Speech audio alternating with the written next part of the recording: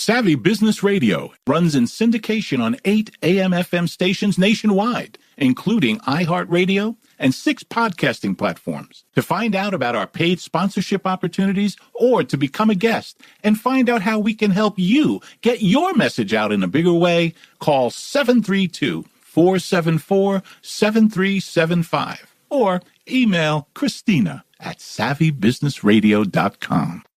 Hello, this is your host, Christina from Savvy Radio. Thank you for joining us for our Heartbeat of the World video series, where we're bringing you some of the top experts around the globe to talk about some of the greatest challenges facing our country and the world. Our guest today is Kamal Saleem, sharing his amazing journey out of radical Islam into the light of Jesus. Find out more about his ministry, go to Koome Ministries, that is Koome Ministries.com. Hi, Kamal. Welcome to Savvy Business Radio and our Heartbeat of the World video series. I'm so grateful to have you here today. You have an amazing story. And you're going to enlighten our audience with things I didn't even know about Islam. And you actually grew up in Beirut as a Muslim. Share a little bit about your background and how you came to coming to the United States. Absolutely. Well, thank you for having me, Christina, and it's good to be with you, and thank you for what you do. It's a program like this that's really the lifeline of America for such time as this. So my story started in Beirut, Lebanon. I was born to a Muslim Sunni family. I am actual Beiruti, and so therefore there in Beirut, I came to learn everything, between 14 brothers and sisters in a 3-room house. My greatest love was Islam, because that's what my mother taught me. My mother was my teacher. She was the emphasis of everything. And she loved me above all my brothers, because she said, you are pure at heart. You will make Allah known in this land. And because of your purity, you will bring glory of Allah to our land and what so have you. So therefore, this is what my mother taught me. I was taught by her, she was, put in me everything that I needed to know and everything that I learned about Islam.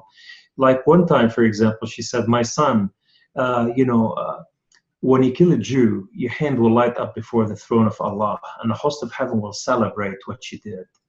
When you kill a Christian, when you deceive your enemy, when all these elements of, Islamic Jihad, which is, was taught to me in what's so-called madrasa, and it is right in my home, on the kitchen table, right there in the kitchen. That's where that was my first projector into life and about Islam. Wow. And this is amazing, because I think I've heard for many years that Islam is really a religion of peace, I've been told. And I'm hearing now that's not always the case. Share with me a little bit what it was like growing up as a Muslim. And then later on, you ended up working with some unsavory groups, as we might say. Yes.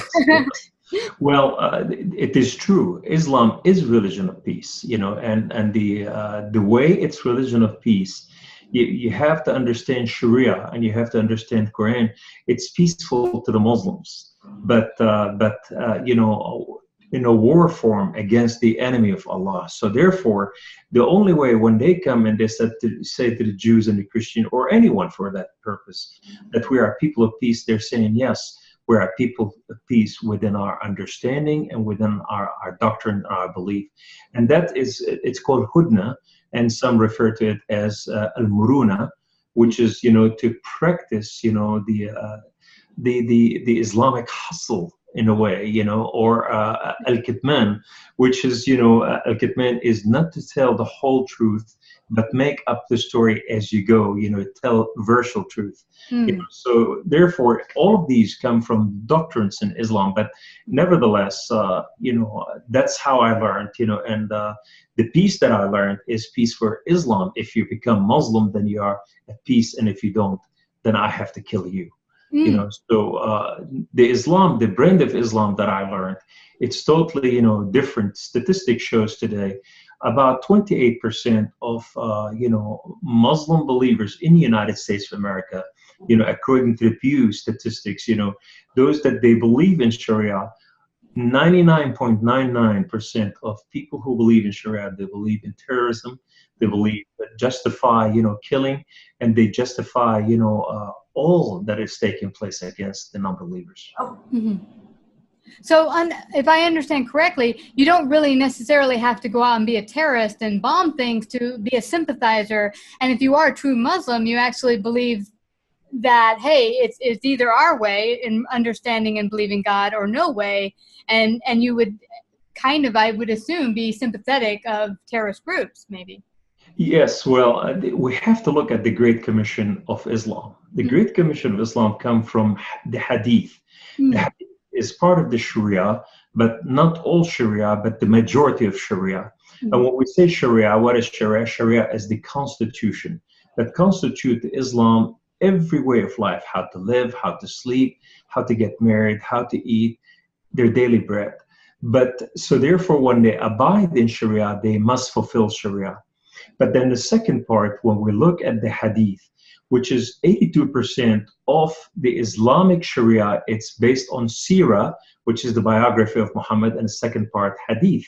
And when we look at those components, we learn that Muhammad says, Inni umirtu an uqatil al-shu'ub. I have been commanded by Allah to war and kill the people of the world until everyone says there's no God but Allah and Muhammad, his prophet. And he said, if they're not concede to you, then you have the rights, the first right to their women, the second right to their children, the third right to their finances, fourth to their home, then to their land, then to their government, then to everything they own. It is your inheritance. So therefore, if that culture is not a Christian culture, then the Muslim have full right to inherit that culture by jihad. And jihad it's a discipline to be like Muhammad, to do what Muhammad did and live in a way. So many of the Muslims that they believe in Sharia, even though that they do not confess that they are Zalat, but Sharia commend them to be Zalat, because 1/3 of Sharia is total jihad. 1/3 of Sharia is jihad against the enemy, and meaning the enemy. Islam came specifically to destroy Judaism and Christianity. Wow. So what I've heard, though, is actually it's not always when people think of jihad, they think suicide bombing going off and such. But I've heard that actually sometimes it's more insidious than that, in that you come into a land, you make yourself known. You mentioned hudna. You kind of meld into society, pretend to be one. We're a peaceful bunch. We're not here to take over anything. We're just here to be our own individual selves. Yes. And then bit by bit enter politics, and then inevitably have enough people here that we can actually start changing policies and create a real jihad and war. Well, we got to understand all the form of jihad. Jihad is not just hitting buildings with airplanes. It's not beheading. Jihad, the first jihad, it is to accelerate. It's called al-wala wal-bara'a, which is a doctrine in Islam, which is to accelerate in the ways of Muhammad and obey what Muhammad and Allah commanded you, and to hate what they hated as well. That's number one. But number two, it is really, Islam became powerful when Islam went from Mecca to Medina. This is called al-hujra.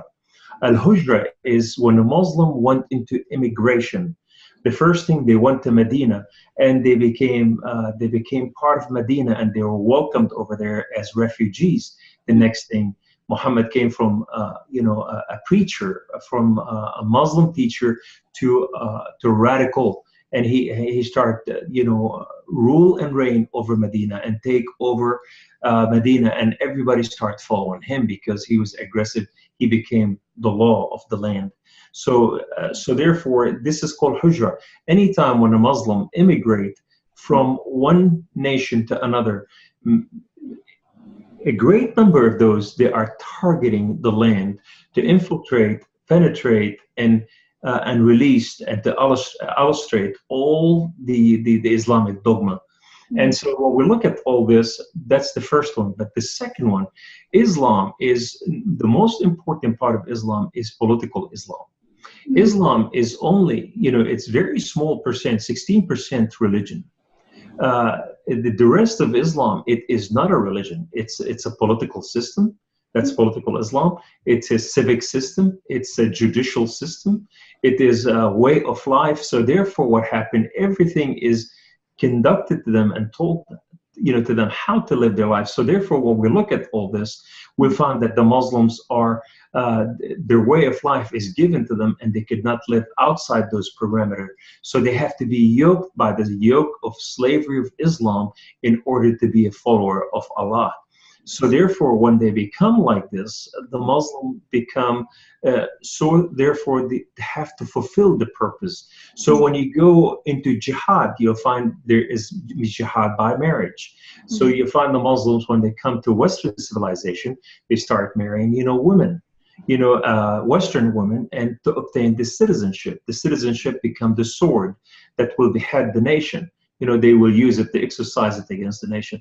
The second part, it's called, jihad of the womb, which is the birthing.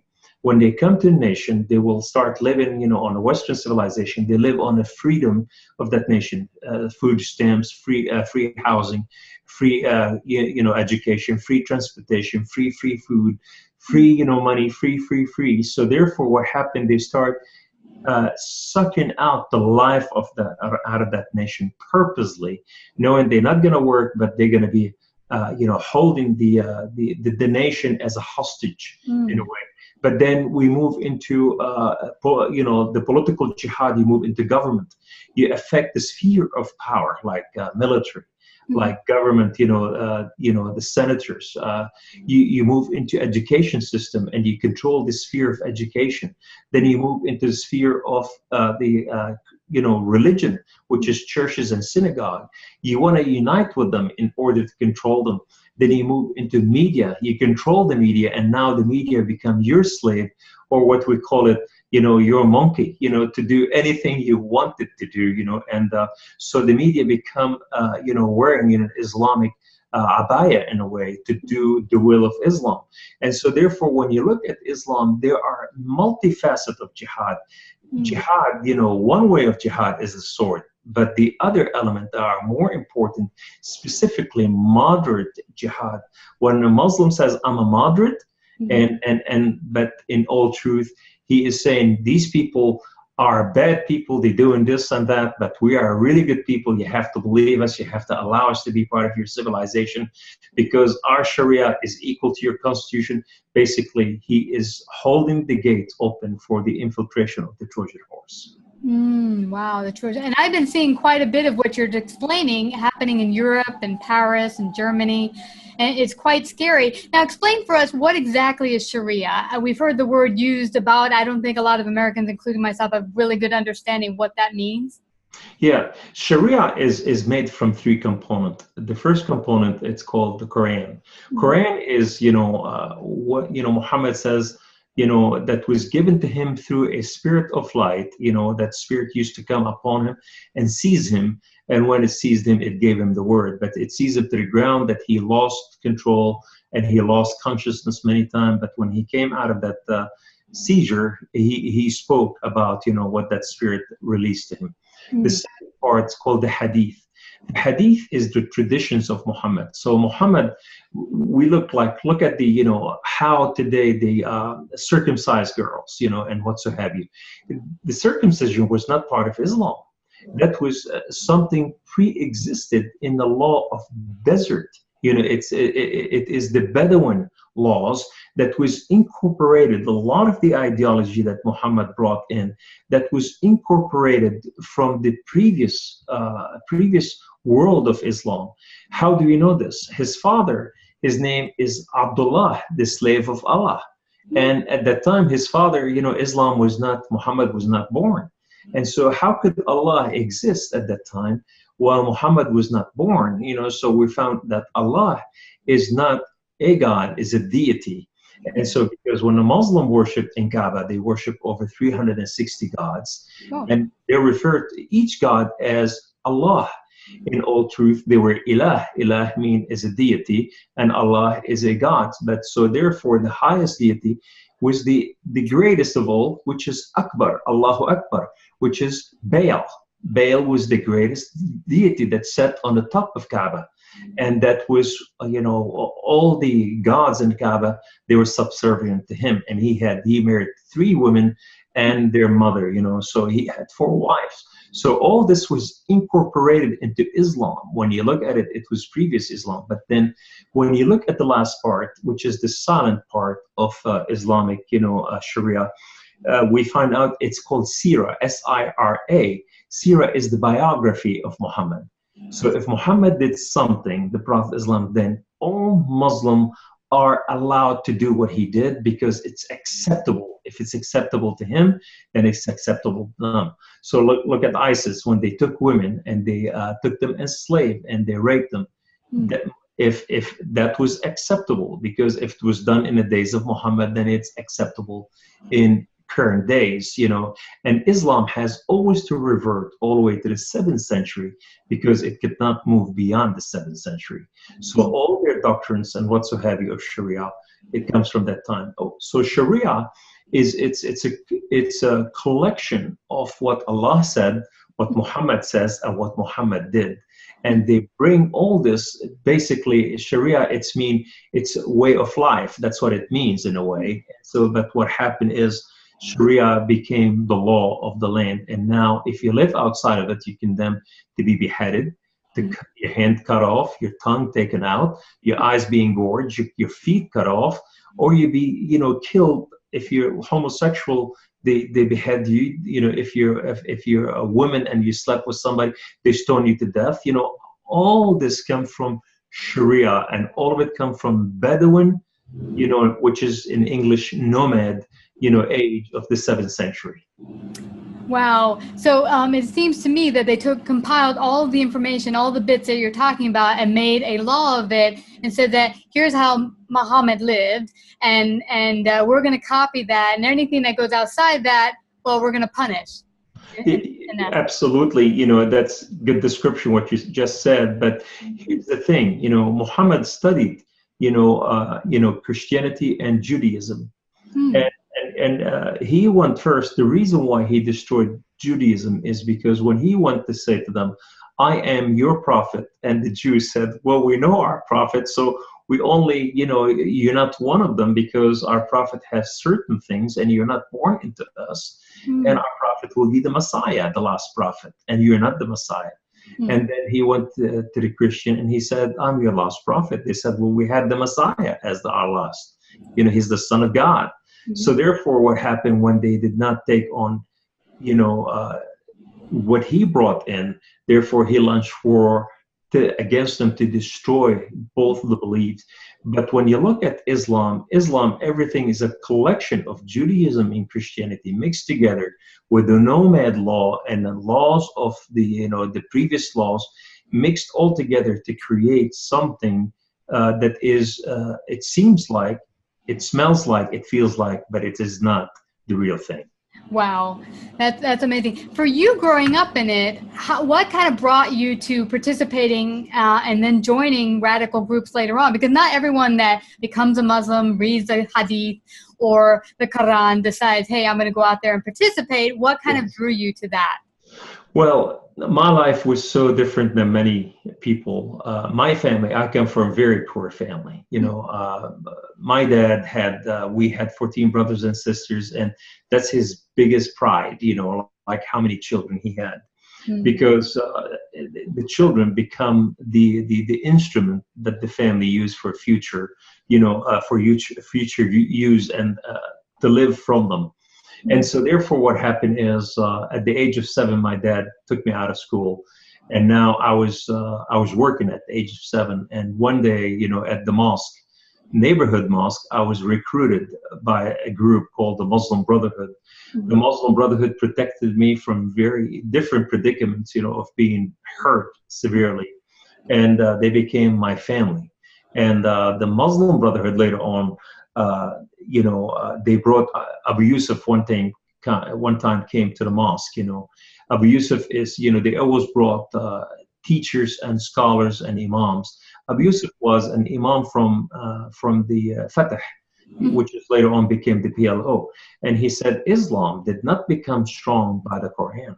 The Quran is the word, but the sword what made us strong. And today, if we don't take on the sword like Muhammad, then we forfeit Islam. So therefore, we need to take on Islam to complete Islam, and that is by the sword, because the enemy will not fear us without the sword. So anyhow, that's one of the teachers. But now I'm being indoctrinated by the Muslim Brotherhood.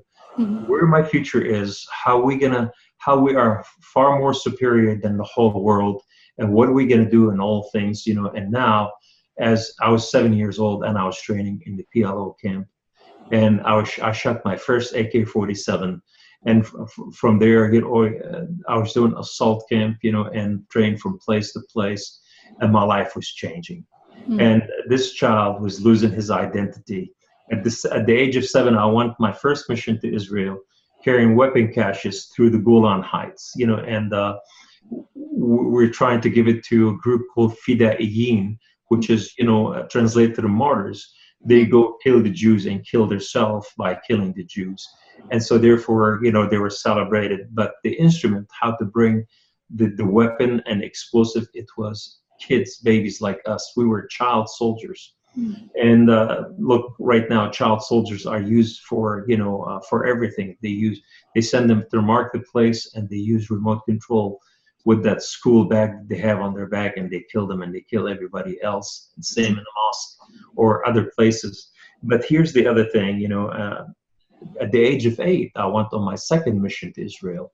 And it was a deadly mission, because at that time I was recruiting my friends, my childhood friends to become like me. And this is when I understood death for the first time. And, as a child at 8 years old, I've seen bloodbath. And that's why I called my first book, The Blood of Lambs, which is, you can find it on our website, KOOMministries.com, KOOME, ministries, plural.com. And you can find that book over there. And that's story to wake up America, really, and the West as well. So from there, my life progressed, and we went to the Civil War in Lebanon, and we tried to establish an Islamic State and killing, all the Christians, and life moved on, and now I was going worldwide just to establish Islamization until I was, working for the Saudis. The royal Saudis were paying everything, engaging and really trying to promote all this at that time, and so therefore my life was accelerating to the forefront, and I was sent to Europe. In Europe, I lived in England. I went, I lived in France. I lived all over Europe, Germany, all those places. And we were trying to establish what's called, civilization jihad. Civilization jihad is to bring Islam and say, we bring you something greater, since your Christianity, your Judaism, your philosophy, your secularism, your liberalism failed. Islam today is here to replace everything else. And Islam will give you the peace that you want, and will give you everything, So we brought this methodology to put it in colleges, universities, and that was in the early, in the 70s. And so therefore, my life was accelerating until I was commissioned to come to the United States of America and do what's called stealth jihad. Wow. Now, what brought you to the transformation of finding Christ through all of that? Well, my commission was in universities, colleges, politicians, poor neighborhood, jail system. This is where I worked with the student and everything and what so have you. And one day I got in a car wreck. The car wreck was so severe. And I met in the process 3 different men, one on the street upon the car wreck, one in the hospital, he was an orthopedic surgeon, and one, he came at the end, which is, he's the head of physical therapy. And these men, all of them extend hand to me to help me while I was unable to do, not able to do anything. So these men took me to their home, and I lived at, one of them, their home. And their life was the first really spoiled my entire, everything that I learned, because over there, they did not bring the Bible and shoved it in my mouth and they said, this is who we are. They didn't even, they didn't preach at me. but their life action, how the husband treated his wife, how they taught their children, how they loved their children, how their children prayed for me. I knew that I was in there for, for trouble. And little did I know that God had a plan for me, and that plan is to change, to give me hope and a future. And that plan was totally different than I anticipated or thought or hoped. Now, in their home, the biggest Bible I've seen is really their word. They're bound. They're bonded to their word. When they say something, they fulfill. They don't lie about what they say. They're not buying time, to come and, set you up for trouble. And one night, the 60 men would come in, and these men, all of them part of a Bible study. And at the end, they put me in the middle of the circle, and they prayed for me, and they prayed for my healing. And I was examining Christianity versus Islam, and in Islam on Friday, we curse, we send hexes, vexes, and curses against our enemy. We curse our enemy all over the world. It's in the Quran, it's in the Hadith. And so therefore, it's in the Sirah, in the Sharia. So therefore, it's a mandate for us to do so. It's almost like witchcraft.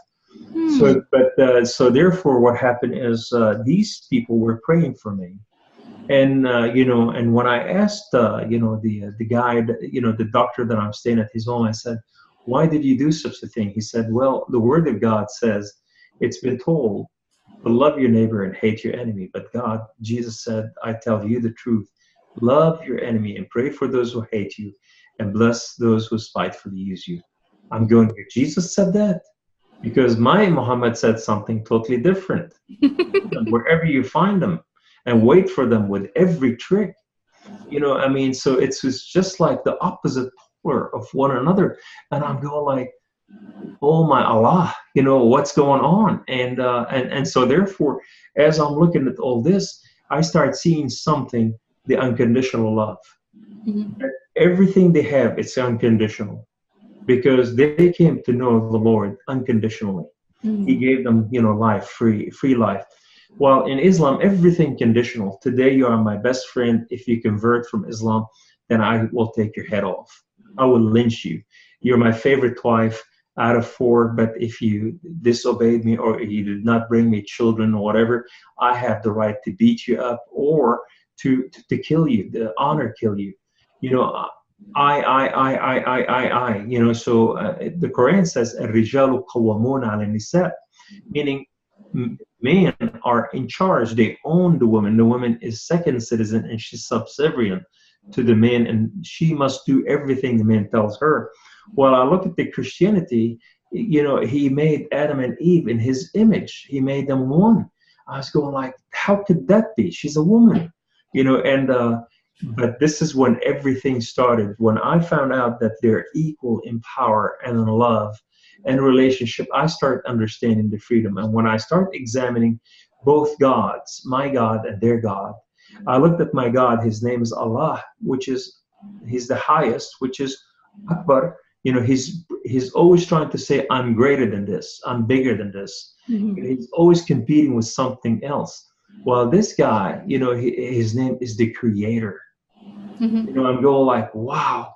He didn't say I'm greater, and bigger in size. He said, I am the Creator. And then the second part, he said, he so loved the world that he gave his only begotten Son. This God says, if the whole world worth anything to him, he'd have destroyed it time and time again. And I'm going like, wow, one God loves and one God hates. And this one so loved that he gave his Son, that his Son gave his own life. When I looked at Muhammad, he took over 270 million life. 270 million life. So, and I'm looking at all those examples, how Jesus healed the blind in the temple, and how Muhammad, when the blind man came to him, he said, depart from me. You're good for nothing. Then the prostitute came to Jesus, she didn't come to him. She's running for her life. And he said to everybody, he said, those, with no sin, cast the first stone. Free woman, where's your accuser? Go sin no more. But when Muhammad, the prostitute, came to him, she said, I don't want to sin anymore. I want to be a Muslim woman. And he said, you can't. You're a prostitute. You're unclean. So therefore, you're polluted. And so now you're dishonored. So he commended her stoning. And he was the first one to throw the first stone. And so when you look at all this, and I start doing all those comparisons, I came to know for the first time, I am that guy. I am the enemy, and they are good people.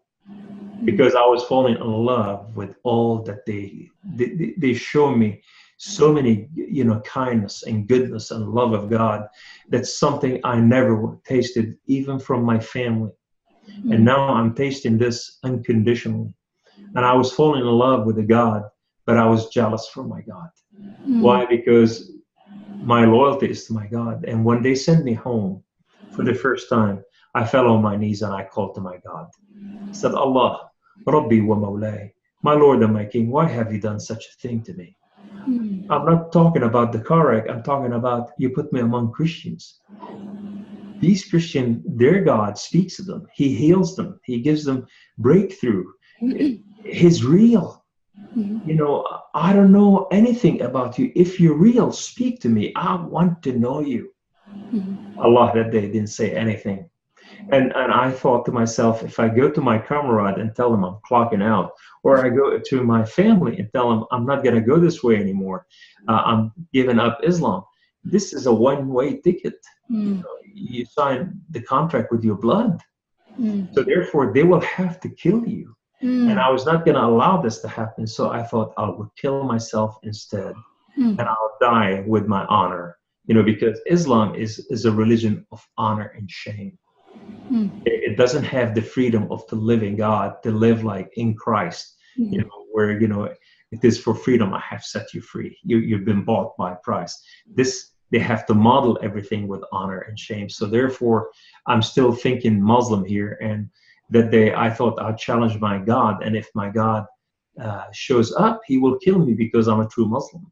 And I said to him, if I die today and I see your face and you say, Kamal Saleem, you go into hell because you killed yourself. I said to him, I'm going to say I'd rather live in hell than live with you because I asked you and you did not answer. I thought you out and you did not talk.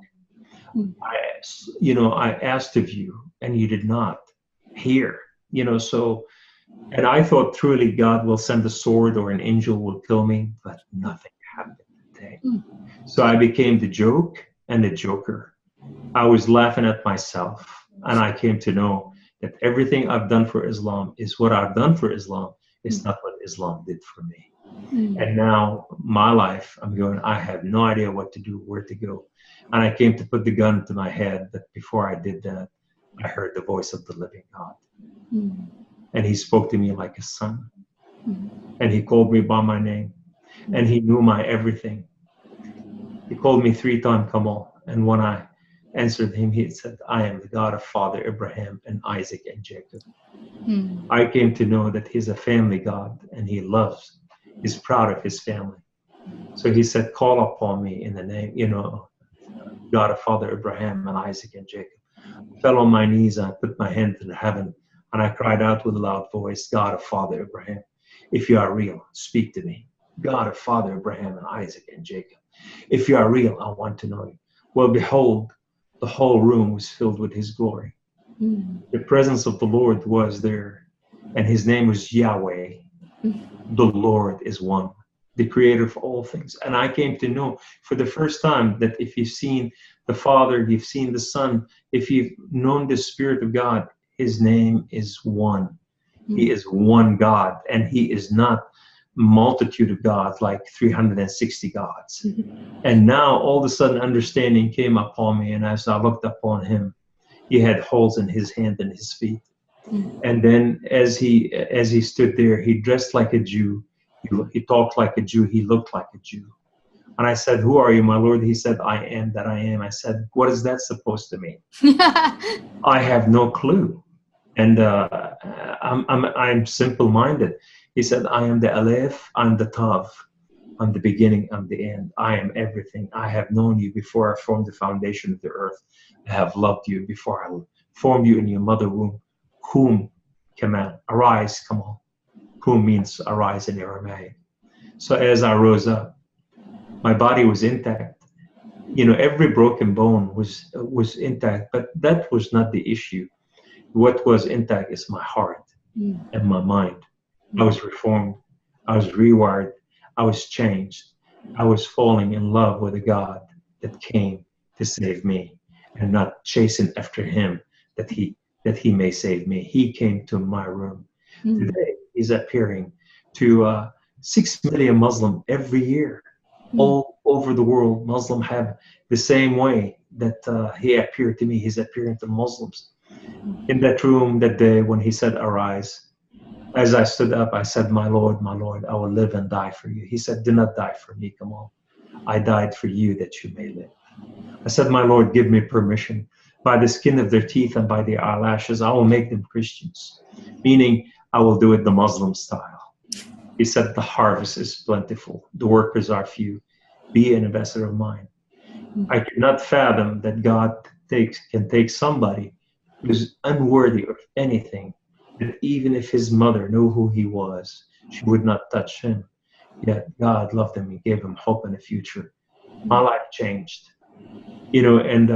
But the story today doesn't end where we're at. And the reason why I'm saying that, it's really not a story about hating Islam, hating the Muslims.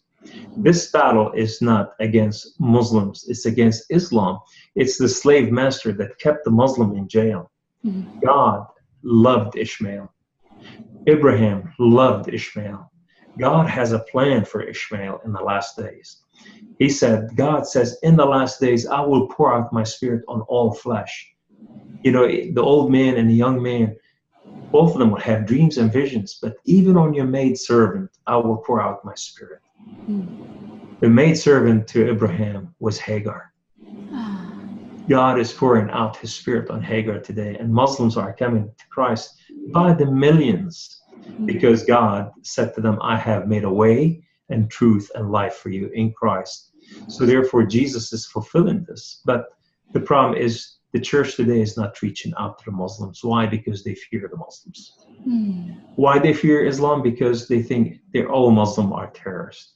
Muslims are hungry, they're thirsty, they have not been loved, and they've been in the desert for years.